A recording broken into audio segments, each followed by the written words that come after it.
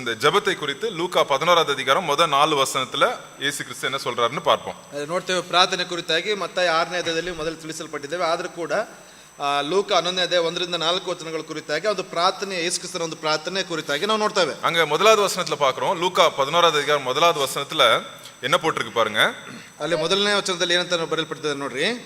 அவர் ஒரு இடத்தில் ஜெபம் பண்ணி முடித்த பின்பு அவருடைய சீஷரில் ஒருவன் அவரை நோக்கி, ஆண்டவரே, யோவான் தன் சீஷருக்கு ஜெபம் பண்ண போதித்தது போல நீரும் எங்களுக்கு போதிக்க வேண்டும் என்றார். அங்க பாருங்க, இயேசு கிறிஸ்து ஒரு இடத்துல தனியா போய் ஜெபம் பண்ணிட்டு இருக்காரு. ಯೇಸು ಕ್ರಿಸ್ತನು ಏಕಾಂತವಾಗಿ ಅಲ್ಲಿ ಏಕಾಂತ ಸ್ಥಳದಲ್ಲಿ ಪ್ರಾರ್ಥನೆ ಮಾಡ್ತಾ ಇದ್ದಾರೆ. சோ ஜெபம் பண்ணி அத இயேசு கிறிஸ்து ஜெபிக்கிறத அவங்க பார்க்கறாங்க. ಯೇಸು ಕ್ರಿಸ್ತನು ಪ್ರಾರ್ಥಿಸುವಂತದನ್ನ ಅವರು ನೋಡ್ತಾ ಇದ್ದಾರೆ. சோ அவங்க போய் கேக்குறாங்க, ஆண்டவரே, எங்களுக்கு எதை குறித்து நம்ம எந்தெந்த காரியத்துக்காக நாங்க ஜெபிக்கணும், எங்களுக்கு கொஞ்சம் சொல்லித்தாங்க அப்படின்னு சொல்றாரு. ಯಾವ ಯಾವ ವಿಷಯಗಳಿಗಾಗಿ ಪ್ರಾರ್ಥಿಸಲ್ಪಡಬೇಕು ಅದರ ಕುರಿತಾಗಿ ತಿಳಿಸಿಕೊಡ್ರಿ ಎಂಬುದಾಗಿ ಕೇಳ್ತಾ ಇದ್ದಾರೆ. சோ இங்க இயேசு கிறிஸ்து சொல்ற ஜெபத்தை நீங்க பரமண்டலத்தில் இருக்கிற பிதாவே அப்படின்னு அந்த ஜெபத்தை நம்ம கண்டிப்பா அப்படியே சொல்லணும். அது மாத்திரம் ஜெபம் இல்ல, எந்தெந்த டாபிக் குறித்து இயேசு கிறிஸ்து டச் பண்றாரு ஜெபத்துல, அதை நம்ம இன்னைக்கு பார்க்க போறோம். ಇಲ್ಲಿ ಪರಲೋಕದ ಪ್ರಾರ್ಥನೆ ಅದು ತುಂಬಾ ಮುಖ್ಯವಾಗಿರ್ತಕ್ಕಂಥದ್ದಲ್ಲ, ಆದ್ರೆ ಆ ಒಂದು ಕಾರ್ಯದಲ್ಲಿ ಯಾವ ಯಾವ ಮುಖ್ಯ ವಿಷಯಗಳನ್ನ ಅದರಲ್ಲಿ ಅವರು ತಿಳಿಸ್ತಾ ಇದ್ದಾರೆ ಅಂತಕ್ಕಂಥದ್ದು ಮುಖ್ಯತ್ವವಾಗಿರ್ತದೆ. ஏன்னா உங்களுக்கே தெரியும்,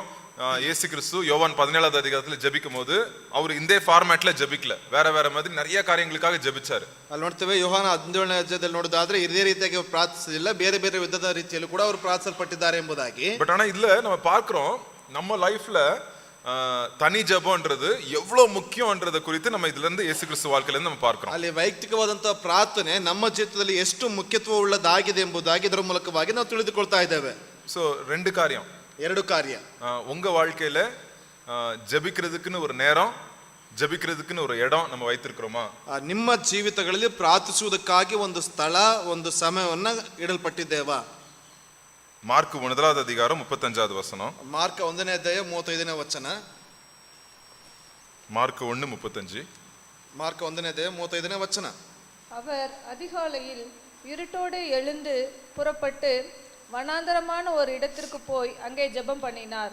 இங்க பாருங்க, இயேசு கிறிஸ்துவோட பிரேயர் லைஃப் குறித்து இங்க நம்ம பார்க்கிறோம். ಯೇಸು ಕ್ರಿಸ್ತನ ಪ್ರಾರ್ಥನೆಯ ಒಂದು ಜೀವಿತದ ಕುರಿತಾಗಿ ಇಲ್ಲಿ ನೋಡ್ತೇವೆ. அவருடைய தனிப்பட்ட ஜெப வாழ்க்கை, ಆತನ ಒಂದು ವೈಯಕ್ತಿಕವಾದಂತ ಒಂದು ಪ್ರಾರ್ಥನೆ.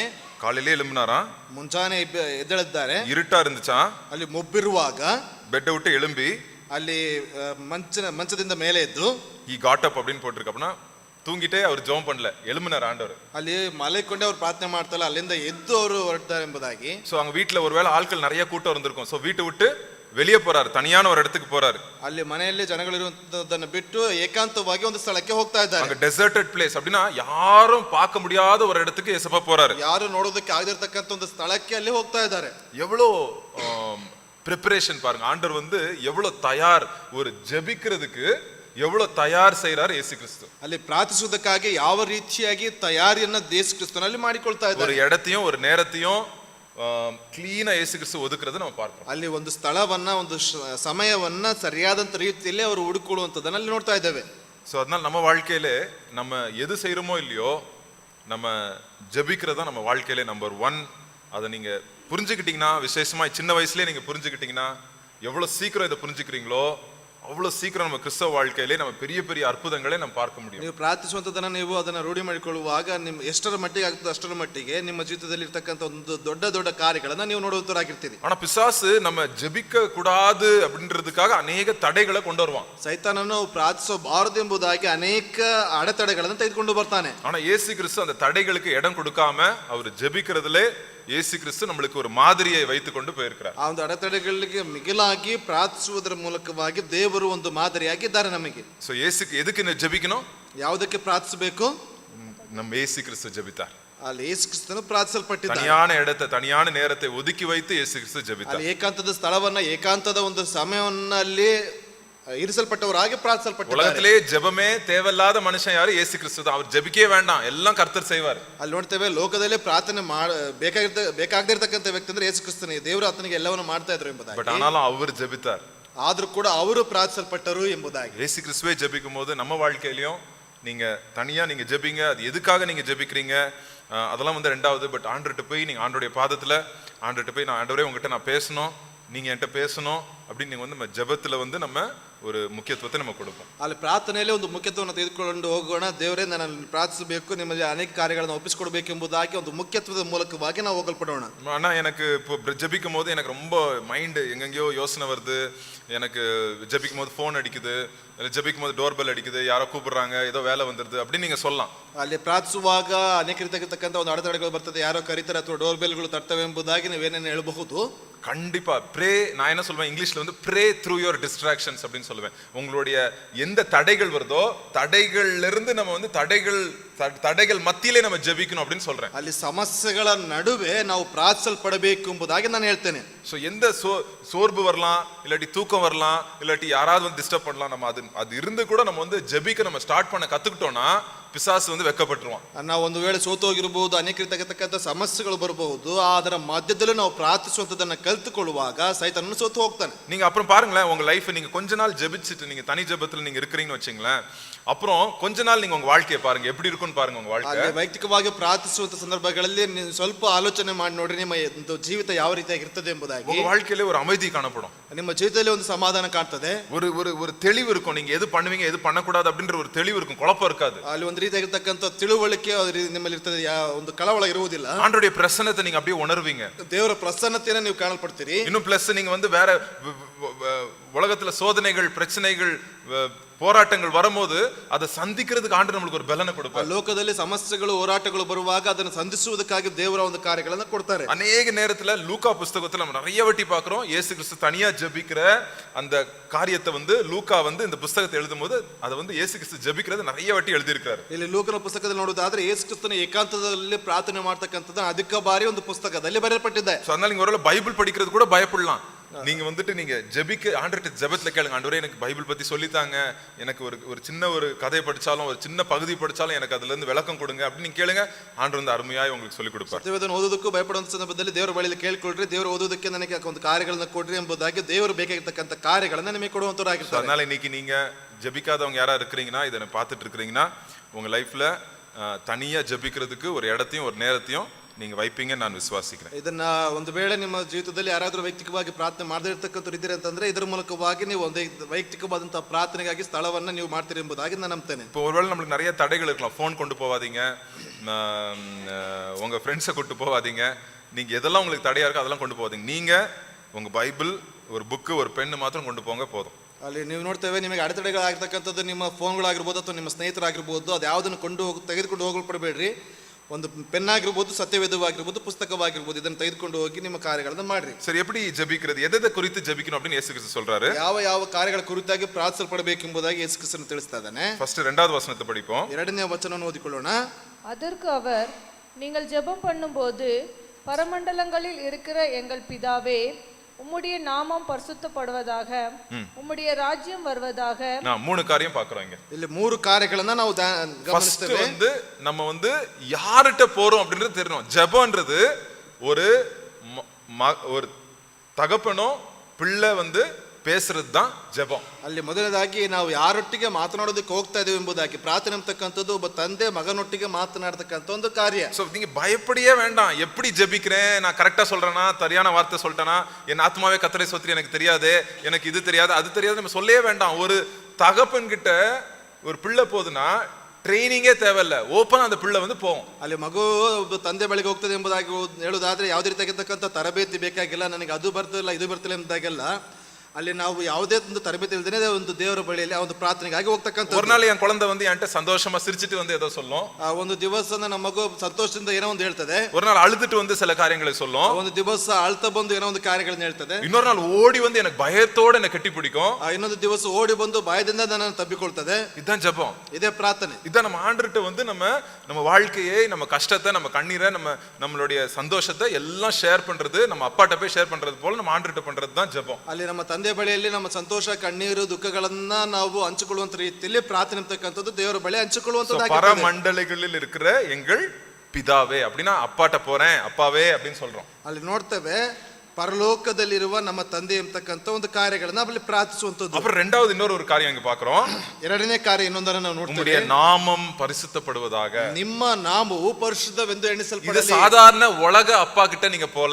ಇದು ಸಾಧಾರಣವಾಗಿರ್ತಕ್ಕಂಥ ಲೌಕಿಕವಾದಂತ ತಂದೆ ಬಳಿ ಹೋಗ್ಲಿಲ್ಲ. உங்க உலக அப்பாட்ட எப்படி வேணா பேசலாம். ನಿಮ್ಮ ಲೌಕಿಕವಾದಂತ ತಂದೆ ಬಳಿ ಯಾವ ರೀತಿಯಾಗಿ ಮಾತಾಡಬಹುದು. உம்முடைய நாமம் பரிசுத்தப்படுவதாக. ஆண்டவருடைய வானத்தையும் பூமியை சிருஷ்டி பண்ண ஆண்டவர்கிட்ட நம்ம போயிட்டு இருக்கோம். அவர் நம்மளுக்கு பிதா, அவர் நம்மளுக்கு தகப்பனா இருக்கிறாரு. பட் அவர்கிட்ட வந்து நம்ம அவருக்கு ஒரு கணத்தோட பக்தியோட நம்ம போறோம். அப்பா ஆண்டவரே நீங்க பரிசுத்தமானவங்க, பரிசுத்தமான தேவன்ட்ட நான் வரேன் அப்படின்ற நீங்க உணர்வோட போங்கன்னு இயேசு கிறிஸ்து சொல்றாரு. ಅಲ್ಲಿ ನೋಡ್ತೇವೆ ಲೋಕವನ್ನ ಈ ಭೂಮಿ ಆಕಾಶವನ್ನು ಸೃಷ್ಟಿ ಮಾಡಿರ್ತಕ್ಕಂಥ ದೇವರ ಬಳಿಯಲ್ಲಿ ಆತನ ಒಂದು ಪಾದದ ಬಳಿ ಹೋಗುವಂತ ಸಂದರ್ಭದಲ್ಲಿ ಆತನ ನಾಮ ಪರಿಶುದ್ಧವೆಂಬುದಾಗಿ ಆ ಒಂದು ಆಲೋಚನೆ ಮೂಲಕವಾಗಿ ಹೋಗಲ್ಪಡ್ರಿ ಎಂಬುದಾಗಿ ಯೇಸು ಕ್ರಿಸ್ತ ತಿಳಿಸ್ತಾ ಇದ್ದಾನೆ. சரி, ரெண்டு காரியம் பார்த்தாச்சு. ಎರಡು ಕಾರ್ಯವನ್ನು ನೋಡಾಯ್ತು. நம்ம அப்பாட்ட போறோம், ತಂದೆ ಬಳಿಗೆ ಹೋಗ್ತೇವೆ, அவருடைய நாமம் பயபக்தியோட பரிசுத்தமான நாமத்துக்கிட்ட போறோம். ಪರಿಶುದ್ಧ ನಾಮದ ಮೂಲಕವಾಗಿ ಹೋಗ್ತಾ ಇದ್ದೇವೆ.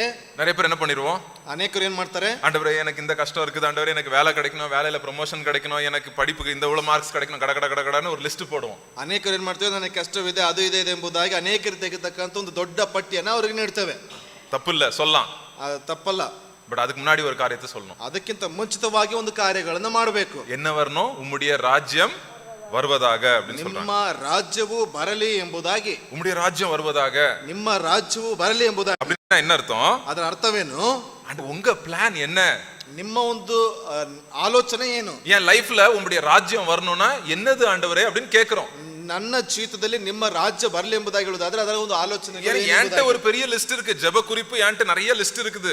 அதுக்கு முன்னாடி ஆண்டவர் சொல்றாரு, ஆண்டவரே உங்க பிளான் என்ன, அதை நீங்க சொல்லுங்க, அதை நீங்க வெளிப்படுத்துங்க, அதை நான் வந்து பூமியில பரலோகத்துல வந்து நீங்க பரலோகத்திலே செய்யப்படுவது பூமியிலும் செய்ய கடவதாக அப்படின்னு வந்து நான் கேட்கிறேன். ಅಲ್ಲಿ ನೋಡ್ತೇವೆ, ನನ್ನಲ್ಲಿ ಅನೇಕರಿರ್ತಕ್ಕಂಥ ಒಂದು ಪ್ರಾರ್ಥನಾ ಮನೆಗಳಿದೆ. ಅದಕ್ಕಿಂತ ಮುಂಚಿತವಾಗಿ ನಿಮ್ಮ ರಾಜ್ಯವು ಬರಲಿ, ಪರಲೋಕದಲ್ಲಿ ನೆರವೇರುವ ಪ್ರಕಾರ ಭೂಲೋಕದಲ್ಲಿ ನೆರವೇರಲಿ ಎಂಬುವಂತ ಒಂದು ಆಲೋಚನೆಗಳ ಮೂಲಕ. பிரேயர் எங்க ஸ்டார்ட் ஆகுது? ಪ್ರಾರ್ಥನೆ ಎಲ್ಲಿ ಪ್ರಾರಂಭವಾಗ್ತಾ ಇದೆ? மேலதான் ஸ்டார்ட் ஆகுது. ಅಲ್ಲಿ ಮೇಲಿಂದ ಪ್ರಾರಂಭ ಆಗ್ತಾ ಇದೆ. மேல ஆண்டவர் வந்து இந்த பனசங்கரி ஏரியாக்கு, உங்க வாழ்க்கைக்கு, உங்க ஸ்கூலுக்கு, உங்க காலேஜுக்கு ஆண்டவர் வந்து ஒரு பிளான் வச்சிருக்காரு. ಬನಶಂಕರಿ ಪ್ರದೇಶಕ್ಕೆ, ನಿಮ್ಮ ಸ್ಕೂಲಿಗೆ ಅಥವಾ ನಿಮ್ಮ ಒಂದು ಕಾರ್ಯಕ್ಕೆ ದೇವರು ಒಂದು ಯೋಜನೆನ ಇಟ್ಟುಕೊಂಡಿದ್ದಾರೆ. ஆண்டவரே உம்முடைய பரலோகத்துல என்ன எழுதி வச்சிருக்கீங்களோ பனசங்கரி ஏரியாக்கு அது என்னன்னு சொல்லுங்க ஆண்டவரே அப்படின்னு சொல்றோம். நம்ம கேட்கலாம். ಅಲ್ಲಿ ನಿಮ್ಮ ಒಂದು ಪರಲೋಕದಲ್ಲಿ ಬನಶಂಕರಿ ವಿಚಾರವಾಗಿ ಯಾವ ಕಾರ್ಯಗಳನ್ನ ಇಡಲ್ಪಟ್ಟಿದ್ರು ಅದನ್ನು ತಿಳಿಸ್ರಿ ಎಂಬುದಾಗಿ. ஆண்டவரே எங்க குடும்பத்துக்கு நீர் என்ன வைத்திருக்கிறோ, பரலோகத்துல என்ன எழுதி வச்சிருக்கிறோ அது பூலோகத்திலயும் நடக்கணும். அதே நீங்க என்ன பிளான் பண்ணிருக்கீங்களோ அது எங்க வீட்டுல நடக்கணும் ஆண்டவரே, அது என்ன ஆண்டவரே அப்படின்னு நம்ம கேட்கணும். ನಮ್ಮ ಕುಟುಂಬಕ್ಕಾಗಿ ಪರಲೋಕದಲ್ಲಿ ನೀವು ಏನನ್ನ ಒಂದು ನಿಯೋಜನೆಯನ್ನ ಮಾಡಲ್ಪಟ್ಟಿದ್ದೀರೋ, ಆಲೋಚನೆ ಮಾಡಿದ್ದೀರೋ ಅದು ನಮ್ಮ ಕುಟುಂಬದಲ್ಲಿ ನಡೆಯಲ್ಪಡಬೇಕು ಎಂಬುದಾಗಿ ನಾವು ತಿಳಿಸ್ತಕ್ಕಂಥದ್ದಾಗಿದೆ. சோ ஃபர்ஸ்ட் ಮೊದಲನೇದಾಗಿ அப்பாட்ட போறோம், ತಂದೆಯ ಬಳಿಗೆ ಹೋಗ್ತೇವೆ, அவருடைய பரிசுத்த நாமத்துக்கிட்ட நம்ம போறோம், ಆತನ ಪರಿಶುದ್ಧ ನಾಮದ ಬಳಿಗೆ ನಾವು ಹೋಗ್ತಾ ಇದ್ದೇವೆ. மூணாவது அவர்கிட்ட நம்ம கேட்கிறோம், ஆண்டவரே உம்முடைய அஜெண்டா என்ன, உங்களுடைய பிளான் என்ன எங்க லைஃபுக்கு, என் ஊருக்கு, எங்க வீட்டுக்கு, என் லைஃபுக்கு, அப்படி என் குடும்பத்துக்கு அப்படின்னு கேட்கிறோம். ನಮ್ಮ ಕುಟುಂಬಕ್ಕೆ, ನನ್ನ ಜೀವಿತಕ್ಕೆ, ನಮ್ಮ ಒಂದು ಆಲೋಚನೆಗಾಗಿರ್ಬೋದು, ನಿಮ್ಮ ಒಂದು ಆಲೋಚನೆಗಳು ಏನೆಂಬುದಾಗಿ ನಾವು ಕೇಳ್ತೇವೆ. அப்புறம் தான் நாலாவது தான் மூணாவது வசனத்துல வருது. நாலாவது காரியம் என்ன பார்க்கிறோம்? ಅದಾದ ನಂತರದಲ್ಲಿ 3ನೇ ವಚನ 4ನೇ ಒಂದು ಕಾರ್ಯ, எங்களுக்கு வேண்டிய ஆகாரத்தை அன்றன்று எங்களுக்கு தாரும். அன்றன்று எங்களுக்கு தேவையான காரியத்தை நீங்க எங்களுக்கு கொடுங்கப்பா. ಅನುದಿನದ ಆಹಾರವನ್ನ ಪ್ರತಿದಿನವೂ ದಯಪಾಲಿಸು ಎಂಬುದಾಗಿ. அது ஆகாரம்னே வெறும் நம்ம சாப்பாடு பத்தி, பிரெட் பத்தி நினைக்காதீங்க, ரொட்டி பத்தி நினைக்காதீங்க. ಆಹಾರ ಎಂಬುದಾಗಿ ಹೇಳುವುದಾದ್ರೆ ರೊಟ್ಟಿಯ ಕುರಿತಾಗಿ ಅಥವಾ ಒಂದು ಬ್ರೆಡ್ ನ ಕುರಿತಾಗಿ ಆಲೋಚನೆ ಮಾಡಬೇಡಿ. நம்ம நாளைக்கு அந்த நாளுக்கு நம்மளுக்கு என்ன தேவை, ಆ ದಿವಸಕ್ಕೆ ನಮಗೆ ಏನ್ ಮುಖ್ಯತ್ವವಿದೆ. நம்மளுக்கு ஒரே கொஞ்சம் பயமா இருக்கலாம், அந்த நாளை வந்து நம்ம சந்திக்கிறது கொஞ்சம் பயம் இருக்கலாம். ஆண்டவர் வந்து நம்மளுக்கு என்ன பண்ணுவாரு, அவர் கூட வந்து நம்ம கூட வந்து ஆண்டவர் வந்து நம்மளுக்கு தோள் போட்டு, ஆண்டவரே நீங்க என் கூட வரணும், ரொம்ப பயமா இருக்கு ஆண்டவரே, எனக்கு என் கூட வாங்க அப்படின்னு அந்தந்த நாளுக்கு தேவையான காரியத்தை எனக்கு கொடுங்க ஆண்டவரே அப்படின்னு ஆண்டவர்கிட்ட நம்ம நம்பிக்கையா நம்ம போறோம். ದೇವರಲ್ಲಿ ನಂಬಿಕೆ ಮೂಲಕವಾಗಿ ಆಯಾಯ ದಿವಸಕ್ಕೆ ಏನು ಬೇಕಾಗಿದೆಯೋ ಅದನ್ನ ನಂಬಿಕೆ ಮೂಲಕವಾಗಿ ದೇವರೇ ನೀನು ನನ್ನ ಜೊತೆಯಲ್ಲಿ ಬಾ ಎಂಬುದಾಗಿ ಒಂದು ನಂಬಿಕೆಯಿಂದ ಹೋಗ್ತಕ್ಕಂಥದ್ದು. சோ எது ஆண்டவர் வந்து ஆண்டவருடைய கிருபைகள் காலைதோறும் அவருடைய கிருபை என்னவா இருக்குதா, புதிதா இருக்குதா. ಅಲ್ಲಿ ನೋಡ್ತೇವೆ, ಪ್ರತಿ ದಿವಸವೂ ನಿನ್ನ ಕೃಪೆ ನನಗೆ ಹೊಸದಾಗಿದೆ ಎಂಬುದಾಗಿ. சோ ஆண்டவர்கிட்ட நம்ம கேட்கிறோம், ஆண்டவரே இந்த நாளுக்கு தேவையான காரியம். இல்லாட்டி நீங்க வந்து காலேஜ்ல இருப்பீங்க, இல்ல வேலையில இருப்பீங்க, ஒரு கஷ்டமான ஒரு சூழ்நிலை இருக்கும், கஷ்டமான வேலை செய்யறவங்க கூட இருப்பாங்க. அப்ப ஆண்டவர்கிட்ட நம்ம கேட்கிறோம், ஆண்டவரே இந்த நேரத்துல எனக்கு ஸ்ட்ரென்த் வேணும், பலன் வேணும், நீங்க எனக்கு பெலன் தாங்க அப்படின்னு பெலன் கேட்கறோம். ನೀವು ಕೆಲಸದಲ್ಲಿ ಇರ್ತೀವಿ ಅಥವಾ ಶಾಲೆಗಳಲ್ಲಿ ಇರ್ತೀವಿ ಅಥವಾ ಕಾಲೇಜಿನಲ್ಲಿ ಇರ್ತೀರಿ, ಆ ಒಂದು ಸಂದರ್ಭಕ್ಕೆ ಆ ಒಂದು ಸನ್ನಿವೇಶಕ್ಕೆ ದೇವರೇ ನಿನ್ನ ಬಲ, ನಿನ್ನ ಒಂದು ಶಕ್ತಿ ಕೊಡು ಎಂಬುದಾಗಿ ಆ ಒಂದು ಸಂದರ್ಭದಲ್ಲಿ ಕೇಳುವಂತದ್ದಾಗಿದೆ. அஞ்சாவது காரியம் என்ன பார்க்கிறோம்? 5ನೇ ಕಾರ್ಯವನ್ನು ನಾವು 4வது ನೋಡ್ತೀವಿ. வசனத்துல 4ನೇ ವಚನದಲ್ಲಿ எங்கள் பாவங்களை எங்களுக்கு மன்னியும், நாங்களும் எங்களிடத்தில் கடன்பட்ட எவனுக்கும் மன்னிக்கிறோமே, எங்களை சோதனைக்கு உட்பட பண்ணாமல் தீமை நின்று எங்களை ரட்சித்துக் கொள்ளும் என்று சொல்லுங்கள் என்றார். மன்னிப்பை குறித்து பேசுறார். ಅಲ್ಲಿ ಕ್ಷಮಾಪಣೆ ಕುರಿತಾಗಿ ಮಾತನಾಡ್ತಾ ಇದ್ದಾರೆ. அப்படின்னு மன்னிக்கிறதுனா அன்பு செலுத்துறது, நேசிக்கிறது, மத்தவங்களை நேசிக்கிறதுக்கு தன்மை எங்களுக்கு கொடுங்க. நீங்க எங்களை நேசித்திருக்கிறீங்க, மன்னித்து இருக்கிறீங்க, அதே போல நாங்களும் மத்தவங்களை நேசிக்கணும், மன்னிக்கணும் அப்படின்னு சொல்றாரு. ಅಲ್ಲಿ ನೋಡ್ತೇವೆ ಕ್ಷಮಿಸುವಂಥದ್ದು ಎಂಬುದಾಗಿ ನೋಡೋದು ಅದರ ಪ್ರೀತಿಯ ಮೂಲಕವಾಗಿ ನೀವು ಪ್ರೀತಿಸಿ ನಮ್ಮನ್ನು ಕ್ಷಮಿಸಲ್ಪಟ್ಟಿದ್ರೆ ಅದೇ ರೀತಿಯಾಗಿರ್ತಕ್ಕಂಥ ರೀತಿಯಲ್ಲಿ ನಾವು ಇತರರನ್ನ ಕ್ಷಮಿಸಿ ಪ್ರೀತಿಸುವುದರ ಮೂಲಕವಾಗಿ ಎಂಬುದಾಗಿ. அதான் அந்த பாயிண்ட்ல போட்டிருக்கேன், ரிலேஷன்ஷிப் வித் அதர்ஸ். மத்தவங்ககிட்ட ஆண்டவரே நான் வந்துட்டு அட்ஜஸ்ட் பண்ற சுபாவம் எனக்கு வேணும், மத்தவங்களை நான் நேசிக்கணும், அவங்க எப்படி வேணா பேசலாம், அவங்க எப்படி வேணா என்கிட்ட புண்படுத்தலாம், பட் நான் வந்து அவங்களை நேசிக்கணும், எனக்கு அந்த பரலோக அன்பு, அந்த அகாப்பே அன்பு என் இருதயத்துல நீங்க கொடுங்க ஆண்டவரே அப்படின்னு நம்ம கேட்கிறோம். ಅಲ್ಲಿ ಇತರರೊಟ್ಟಿಗೆ ಹೊಂದಾಣಿಕೆ ರೀತಿಯಲ್ಲಿ ಪ್ರೀತಿಯ ಮೂಲಕವಾಗಿ ಹೋಗುವಂಥದ್ದು, ಅವರು ಯಾವುದೇ ರೀತಿಯಾಗಿ ಮಾತನಾಡಿದ್ರು ಕೂಡ, ಹೇಗೆ ಇದ್ರು ಕೂಡ ನಾನು ಅವರೊಟ್ಟಿಗೆ ಒಂದು ಪರಲೋಕದ ಪ್ರೀತಿಯನ್ನ ಅವರೊಟ್ಟಿಗೆ ಹಂಚಿಕೊಳ್ಳೋದ್ರ ಮೂಲಕವಾಗಿ ಇರುವಂತಹ ರೀತಿಯಲ್ಲಿ ಕೊಡ್ರಿ ಎಂಬುದಾಗಿ. ஏன்னா எங்களுக்கு விரோதமாக கடன்பட்ட சில ஜனங்கள் இருக்காங்க, நம்மளுக்கு விரோதமா சில காரியங்களை செய்வாங்க அப்படின்னு போட்டிருக்கு. ನಮಗೆ ವಿರುದ್ಧವಾಗಿ ಕೆಲವು ಕಾರ್ಯಗಳನ್ನು ಮಾಡ್ತಾರೆ ಎಂಬುದಾಗಿ ಇಲ್ಲಿ ಬರೆಯಲ್ಪಡ್ತಾ ಇದೆ. அவங்களுக்கு மன்னிக்கிற சுபாவம் எனக்கு வரமாட்டேங்க ஆண்டவரே, எனக்கு மன்னிக்கிறதுக்கு சொல்லித்தாங்க, எனக்கு நேசிக்கிறது சொல்லித்தாங்க அப்படின்னு ஆண்டவர்கிட்ட ஜெபத்துல போய் கேட்கிறோம். நம்ம ಅವ್ರಿಗೆ ಕ್ಷಮಿಸುವಂತ ಒಂದು ಮನೋಭಾವನೆ ನನ್ನಲ್ಲಿ ಬರ್ತಾ ಇಲ್ಲ, ಒಂದು ಕ್ಷಮಿಸುವ ಒಂದು ಕಾರ್ಯಗಳನ್ನ ನನಗೆ ಕಲಿಸಿಕೊಡ್ರಿ ಅಂತಕ್ಕಂಥ ಒಂದು ಕಾರ್ಯಗಳನ್ನ ಇಲ್ಲಿ ತಿಳಿಸ್ತಾ ಇದ್ದಾರೆ. கடைசி காரியமாக எதுக்கு ஜெபிக்கிறோம்? ಕೊನೆಯ ಕಾರ್ಯ ಯಾವುದಕ್ಕಾಗಿ ಪ್ರಾರ್ಥಿಸ್ತೇವೆ? ஏன்னா பிசாசு வந்து கிறிஸ்தவர்களை எப்பதான் சோர்வு காக்கலாம், எப்பதான் நீ பாவத்துல விழ வைக்கலாம், எப்படிதான் உன்னை வந்து மடக்கலாம் அப்படின்னு பார்த்துட்டே இருக்கிறான் பிசாசு. சில ஜனங்கள் மூலியமாய், சில சூழ்நிலை மூலியமாய், சில காரியங்கள் மூலியமாய். அதுட்டு இருந்து நம்ம ஆண்டவர்கிட்ட கேட்கணும், ஆண்டவரே பிசாசு கர்ஜிக்கிற சிங்கம் போல வழி தேடிட்டு இருக்கிறான், ரோட்ல நிக்கிறான், அங்க நிக்கிறான், இந்த கார்னர்ல அங்க நிக்கிறான், ஆண்டவரே எனக்கு நீங்க பாதுகாத்து கொள்ளுங்க, பிசாசு கிட்ட இருந்து பாதுகாத்து கொள்ளுங்க அப்படின்னு நம்ம கேட்கிறோம். ನಾವು ಕೇಳಬೇಕಾಗಿರ್ತಕ್ಕಂಥದ್ದು, ಶೋಧನೆಗೆ ಬೆಳೆದಿರ್ತಕ್ಕಂಥ ರೀತಿಯಲ್ಲಿ ಅನೇಕ ರೀತಿಯಾಗಿ ಸೈತಾನಲ್ಲಿ ಹೊಂಚು ಆಗ್ತಾ ಇರ್ತಾನೆ. ಅಲ್ಲಿ ನೋಡ್ತೇವೆ ಯಾವ ಕಾರ್ಯಗಳಲ್ಲಿ ಯಾವ ರೀತಿಯಾಗಿ ಇಲ್ಲಿ ಹೊಂಚು ಆಗ್ತಾ ಇದ್ದಾನೆ ಎಂಬುದಾಗಿ. ಸೈತಾನನ್ನು ಗರ್ಜಿಸುವ ಸಿಂಹದೋಪದಲ್ಲಿ ಯಾರನ್ನು ಯಾವ ಕ್ಷಣದಲ್ಲಿ ನುಂಗಾಕ್ಲಿ ಎಂಬುದಾಗಿ ಆ ಭಾಗದಲ್ಲಾಗಿ ಈ ಭಾಗದಲ್ಲಿ ಆತನು ಹೊಂಚಾಕುವಂಥ ಸಂದರ್ಭದಲ್ಲಿ ಆ ಶೋಧನೆಗೆ ಒಳಗಾಗದಂತೆ ನಮ್ಮನ್ನು ನಡೆಸಿ ಎಂಬುದಾಗಿ ಪ್ರಾರ್ಥಿಸ್ತಕ್ಕಂಥದ್ದಾಗಿದೆ.